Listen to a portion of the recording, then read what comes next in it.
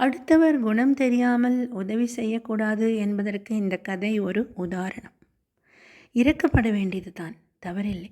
ஆனால் சில சமயங்களில் மற்றவர்களின் குணம் அறிந்து உதவி செய்வது நலம். எல்லோரையும் ஒரே மாதிரி நினைத்து விட முடியாது. சாது குணம், இரக்க குணம், கோபகுணம், பேராசை குணம், சுயநலம், இன்னும் இப்படி எத்தனையோ மாறுபட்ட குணங்கள். எல்லோரையும் ஒரே மாதிரி நினைத்து உதவி செய்துவிட்டு பின்பு அவர்களின் குணம் தெரியும் பொழுது வருத்தப்படுவதில் பிரயோஜனம் இல்லை. ஒரு குட்டி கதை. ஒரு நாள் காட்டில் வாழ்ந்து வந்த புலிக்கு அடிபட்டு விட்டது. அது எழுந்திருக்கவே முடியாமல் விழுந்து கிடந்தது. இப்படி இருக்கையில் ஒரு மருத்துவர் அந்த வழியாக நடந்து சென்றிருக்கிறார். அப்போது அடிபட்டு கிடந்த புலியை பார்த்து இறக்கப்பட்டிருக்கிறார். நாம் மருத்துவம் தானே படித்திருக்கிறோம். ஒரு உயிர் வலியுடன் துடித்து கொண்டிருக்கும் பொழுது அதை காப்பாற்றுவது நம்முடைய பொறுப்பு என்று நினைத்தார் அந்த மருத்துவர். புலிக்கு மருத்துவம் பார்த்தார்.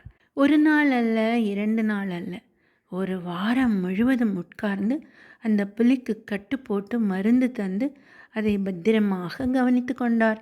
அந்த புலி மறுபடியும் பழையபடி ஆரோக்கியமாக எழும் அளவிற்கு செய்தார்.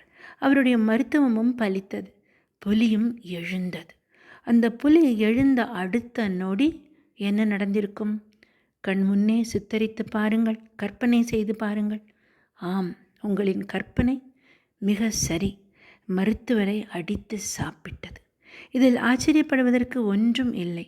ஒரு புலியின் குணம் அதுதான்.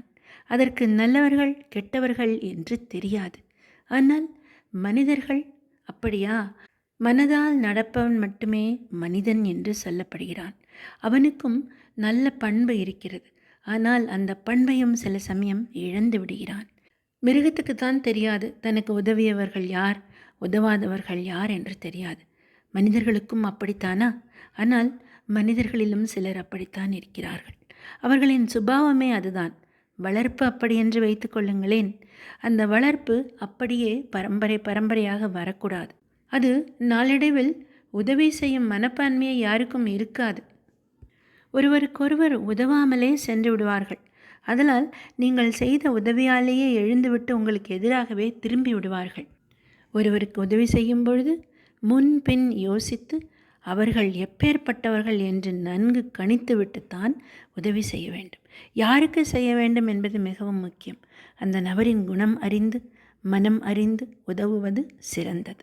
இதை புரிந்து கொண்டால் வாழ்க்கை மகிழ்ச்சியாக இருக்கும். உதவி செய்துவிட்டு உபத்திரவமாக நமக்கே திரும்பிவிடக்கூடாது.